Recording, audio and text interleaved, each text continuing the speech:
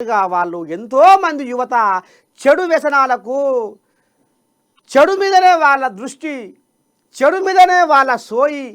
అగో గా రకంగా పోరగాళ్ళు నిట్ట నిలువున అన్యాలంగా అర్ధాంతరంగా ఆగమైపోతుర్రు.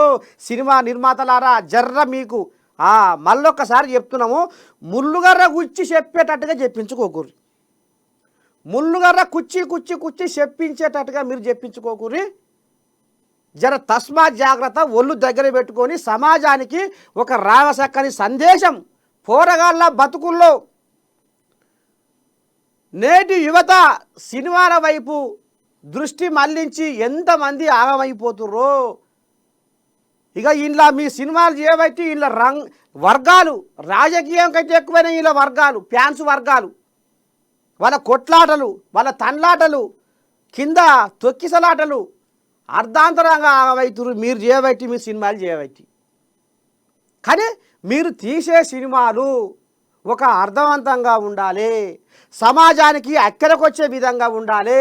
మీ సినిమాల ప్రభావంతో మార్పు మంచి ఒక సక్రమమైన తోవలో నడవాలి యువత. అగో గస వంటి సినిమాలు తీయరయ్యా. లేకపోతే మాత్రము మీరు ఇటనే తీసుకుంటూ పోతే ఇక రేపు వినాశకాలి విపరీత బుద్ధి అనేది మాత్రము మిమ్మల్ని కర్మ వదిలిపెట్టదు.